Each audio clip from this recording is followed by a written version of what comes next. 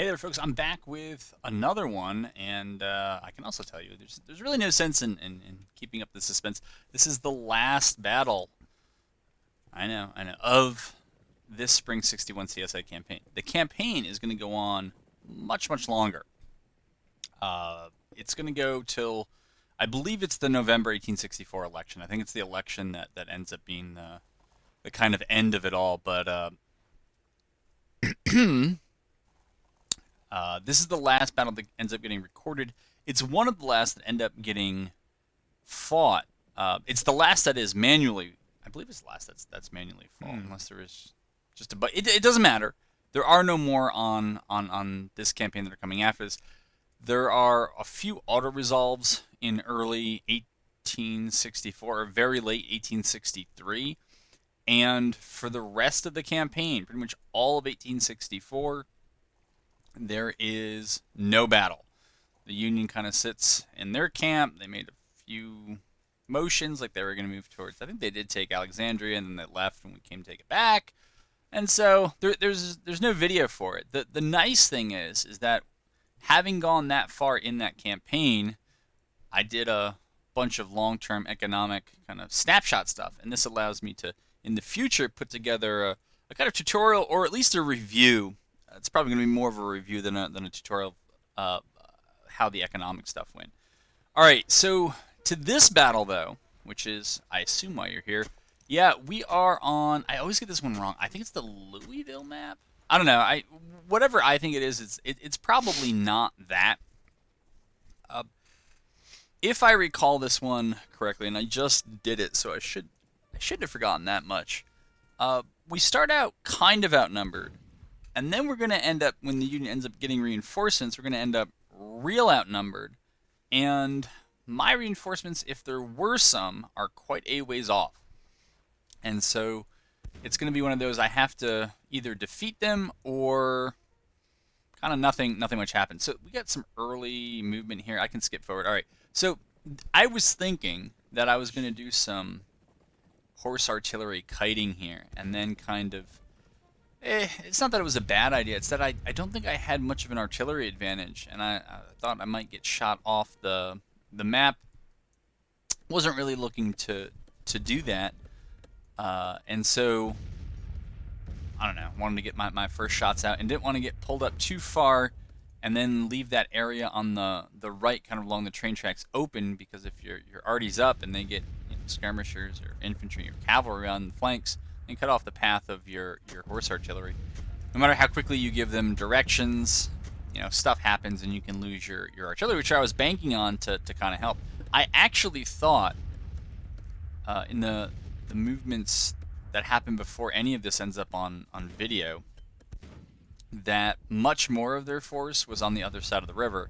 And so I was going to be really clever about it and move it up here on these railroad tracks and then shoot across the river and just harass them, take the Arsenal Road and all that other good stuff, and we'd be really smart. Originally, you can see that was the furthest right. I was building some breastworks to join.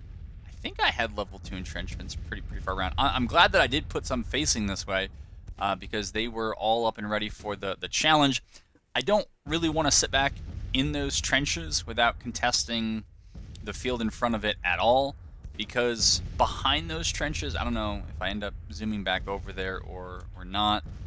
Here, we're kind of getting there, but it's pretty light stuff here early on. Now this is the road that really wouldn't have taken me back where I wanted to go. But if you can't hold those trenches, then you're kind of out of room. I think because of the way the road is laid out. All right, so we're still just doing the arty exchange thing. I was thinking of rolling the cav up on their flank, getting that flank, and then pinning them against the river, and so you can kind of see a little. Okay, so now you see a little bit of the area behind those trenches. If I recall, there are streams, and then there's a forest further below us that really intersect the pathway back. So if you can't hold this position, which is a strong position I've held a couple times, then you're out of luck.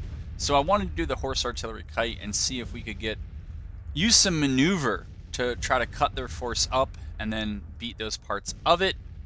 That was the plan. But to the AI's credit, you can see that they are continually extending that line, not allowing themselves to be flanked. And at this point, they are both further to my right and to my left. They're pretty weak in the center, but I don't think that I can get there with my forces, who, by the way, are just building breastworks to accompany the infantry, are building breastworks to accompany the level 2 parapets that are already out there, because I'm kind of assuming that I'm going to have to fall back, and of course I want to pull the arty back behind the entrenchments, whether they're breastworks or level 2 parapets. I prefer not to leave my artillery in them, because that pretty much means that the other side's infantry is going to get close enough to start shooting it out with them. And you'll take fewer casualties, but you will still take some, and with artillery, especially with horse artillery, where you don't have that much. So you see, if you can get on that road, you can pull back, but you can't use the arty very effectively when you're in that forest, and it's quite a ways to go. So I don't love the idea of pulling back after here. If I recall, we got the skirmishers up who are there as the kind of speed bump, so I can try to at least get the breastworks between the stream and the river completed. But I think I'm going to start, after I get these breastworks set up, we're going to start pushing up on the left. Alright, so we're moving some folks around to the left to join stuff over here, because I haven't given up on the idea that I might be able to get this flank, but I think it's around this point that I realize maybe the AI has been updated enough that it kind of understands that, as I try to flank, just keep extending, refusing its flank, so I can't get around it. But there is the possibility that if I concentrate my forces now, the reinforcements, as far as I know, this is both in battle and my recollection of it, the reinforcements haven't showed up, and a lot of their force is still kind of off and far to the right. So if I can creep a fair amount of my infantry to join that artillery over there, I'm now realizing in-game that that first battery I just looked at, I think, is the only battery up with actual artillerymen running it. I think the two on the left are both infantry infantry detachments, excuse me, and they're not too much of a threat, and this is kind of the last one. So I think I switch all the batteries to counter battery fire, and I click on the first battery to try to take that out and just assure myself in the short term that I'm going to have the range advantage. They got to come now all this distance, and they're going to have to come into these entrenchments, which they've allowed me the time to set up. I'm pretty sure this battery ends up running. Is that true? It looks, yeah, it looks like oh, no, it's still there now. All right. But we're moving around. We can see that I've now got I only have 4 infantry brigades, so we can't lose too many, plus 2 cav brigades. 2 have gone to the left to join the cavalry that are over there. The other 2 are still hanging on the right. I think I'm still not sure how things are going to develop. I'm hoping to see some sort of break in their line where I could rush it and break it. I definitely see that on the left. They do have numbers, but those numbers are kind of wavering. You can see that kind of red pulsing over their envelopes, or in the case of the artillery, over that dot in the center. And so that tells me that they are susceptible to being broken. I think they're behind me when it comes to morale, but I don't want to throw away my forces. I don't know if we're going to get a quick look. Actually, I can pause this, can I? I can pause this. What did I see? They had 38,000, we had 15,000. So we are outnumbered slightly more than 2 to 1, but you can see that there is a massive arty advantage for us now. I did not expect to have when this battle kicked off, and you can see right there, my reinforcements are not near. The nearest ones are 15 hours away, and so it's pretty much them against me. I'm seeing now that their forces are winded in the center, and so I'm thinking, well, that's probably going to make them easier to break, and if they're winded, maybe some others aren't that far behind. I don't know why they're winded. It doesn't really make sense, but it must be around this, I think it's a little bit after this point that I decided to move up kind of towards, I don't know, if I'm throwing that up there, then I must have decided at this point that I was gonna go in, throw the 2 infantry, the 2 cav, the skirmishers from those infantry onto that left side and try to crunk it, and then push everything that's left back into the river, while my arty then turned and fires at whatever is in the center. I think that's how this ends up going. We'll just click forward here, speed things along. Okay, so they have their movements orders on the left. The skirmishers on the right are going up just to engage their skirmishers and hopefully draw some of their infantry on the right to just keep it there. So that in the end, I think we're basically going to have one brigade attacking for each of theirs that is defending, I'm going to rely on multiple of my brigades teaming up on one of theirs and trying to use that to break them in detail. That's the theory. All right, I pulled the 2 brigades on the right, as you can see, to the left, across the field of view of the artillery, and so the artillery actually goes offline. But it was quicker to do that and get the infantry in what I'm coming to believe is the fight that matters, which is winning on the left here. The artillery, it's been firing for a while. It's probably still going to have targets later. It might have to cover a retreat if things go terribly. And so it can resume firing once the infantry passes, but I don't want to delay those extra 2 brigades, and I don't want them additionally tired over what they're going to be. And what you can kind of see is happening, if you're looking very closely, you'll notice that I moved, before this, all 4 infantry brigades, I had the infantry division command move them into marching columns. Now, they broke marching columns, and it wasn't on my order that they did it.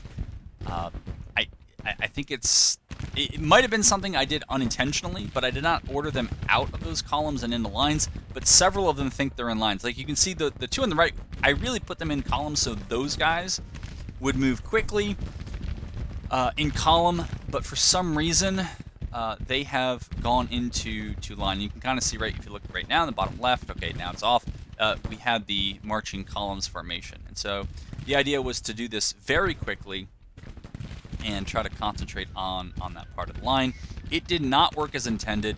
We don't have the best of weapons here, right? It's mixed cavalry on the far left, and that cavalry brigade, though in loose formation dismounted, is up against 2 infantry brigades. That is not a great fight, all things being equal, and that it's one that would be lost if other things don't happen. Certainly, if I were the Union, that would not be the fight I'm most concerned about. I think I would angle that rear infantry brigade a little bit differently, maybe try to set it on the flanks of my cav, because there is a serious morale penalty for taking flanking fire. And with the terrible range that I have, they could also just be outranging me. But it kind of is what it is. But we're up into the firefight here. The sharp carbines, much better, much improved, better accuracy, better range, better rate of fire, and so all that's going well. Those are pretty much throwaway detachments that were just there to, again, try to hold down as much on the right as we could. These are misclicks. Yeah, I remember those. I was trying to get them to fire, and instead they were reading it as moving, so that was a little bit frustrating. Over here, it's still a shootout. The infantry has moved much slower. All right, we don't need to see this now. The infantry, I remember at this point, I felt like, man, this cav was just supposed to come up here and fix them. What is going on? The cav has been out there in those firefights too long. You can see that both cav brigades taken about 100 casualties at just this point. Hamilton B there, his group, I'm surprised they've taken that few casualties, but I think it's because the one brigade is blocking the field of view of the other. I'm going to try to pull the skirmishers now. I've lost, you can see one of the skirmisher groups in the center, and so I'm pulling the 2 skirmisher groups on the right. I'm actually getting concerned, if I remember this one, that the leftmost cavalry brigade is going to break, and that's going to present some problems. I'm also now switching my infantry, okay, who had been in marching columns but then took themselves out. I'm now putting them in assault columns to quickly move them in against those 3 infantry brigades. Let me see if we can pause this right here. Yeah, those 3 infantry brigades on the left. They've been engaged with cavalry for some time. They've had to have been taking casualties. And I'm going to try to get 2, and eventually the other 2 infantry brigades into assault columns. They have very favorable trades in melee against line infantry. And then the plan is, once the first infantry brigades begin making contact with, we can go ahead and play it, the enemy line, I'm going to mount up the cavalry and then send them in additionally against those infantry brigades and try to get the break on. So that's my thinking. And you can see when I switch them to assault columns, or yeah, I think it's assault column or assault formation, they took all these weird paths. So one way out of that is to just do the melee thing. I think it's left alt and then the cross swords show up, and then you just click on their new melee target. But yeah, the cav are still there to fix that infantry in place, and hope for the best. I'm not sure if the in-game audio is going to come through. It was working, I just didn't do any talking, or I didn't do very much talking while filming this, and I'm not hearing any of it on the recording, but in the mic check, when I went back and I listened to the mic check of this video, I did hear some of the in-game sounds, and even some of the parts when I'm like shaking. You can't hear me shaking, but I'm making sounds that make it clear that I'm kind of exasperated, and I think it's with some of the formation nonsense. Alright, 1st Brigade in assault formation reaches the line, and they instantly break that Union Brigade. So I'm feeling better about it. There is now the problem that is that Union going backward? That Union just, I think one of those infantry brigades of mine just moonwalked backwards in assault, moonwalked in assault formation. But anyways, the concern now is that the infantry is coming in from the cavalry's right, and you can't see them anymore, but the unit with Sharp's carbines are to the right of the other cav unit, and so what that might mean is that those Sharp's carbines aren't going to be able to keep shooting because they're going to be obstructed by friendlies. But there's more good news. I don't actually know that they got into melee, or they weren't there very long, but that infantry brigade hits the 2nd line and it insta-breaks, or it breaks right before it does. That 3rd Brigade is in danger of getting away. I believe what I'm about to do here is get my guys, let's see here.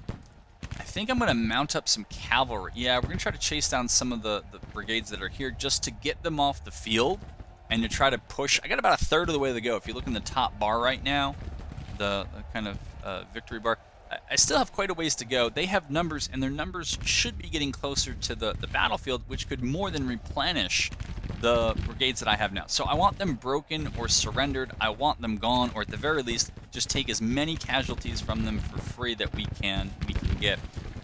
I remember I'm a little worried or hesitant to send the cav directly at that last brigade until the infantry get there or get close, because then you have a situation where a line of infantry are shooting at an unsupported cav charge, which is generally just not at all where you want to cav. You can send them in later, but you don't really want to send them in earlier. Alright, we'll watch this part because it felt buggy to me.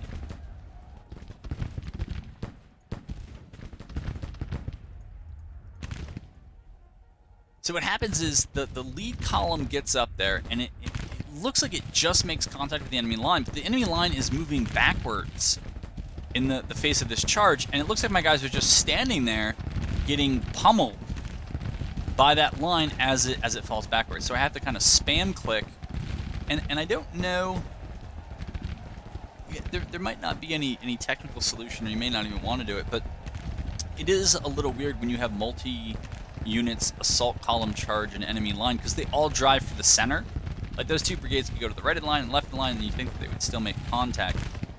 It's probably just the pathing or whatever the technical term is. But sometimes I wonder if the rear elements are actually making it. All right. But if they can break that 3rd brigade, so in real life, I'd take pause. That's the pause.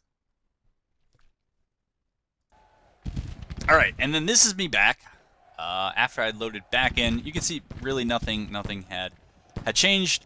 We finally collapsed on, well, yeah, that last brigade is routed, but it's still kind of fighting it out.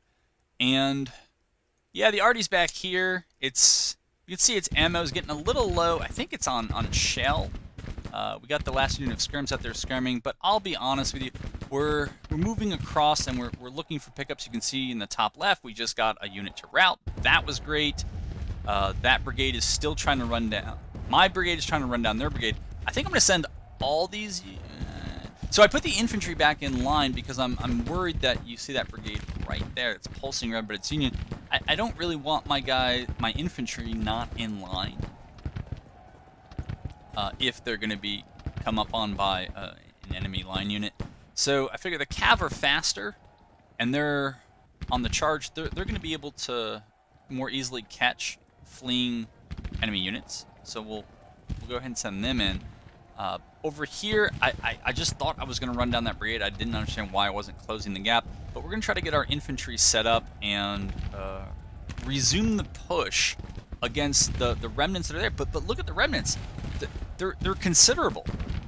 Right? You got 2 brigades there that are okay, 1 that's wavering, and then it looked like you had at least 2 more fresh Union brigades behind them. So this is not necessarily a fight that is over, but we're moving here. All right, we're not quite in range. We're doing some skirmishing. I think I might have actually paused in game at this point, but I'm trying to realign my forces. You can see their brigades are understandably shooting down our skirmishers, so that's going to impose morale penalties on some of the folks that are out there. Some of the cav is winded. You can see that some of the infantry is not cohesive, so you see that Daniel Hill's cohesion is failing, and that's because I've been moving their formation. I've been moving them around. That stuff happens, right? Cheatham, he's in a similar situation, and so at this point I'm also thinking like maybe it's time to fall back because we have infantry and cavalry kind of on my left, and we have the artillery to the bottom. If they pursue against one, we can fall back if we don't like what it looks like, and we can just pursue into their flank with the other. That was my thinking at that point. Artillery's still plugging away. Not much to see there.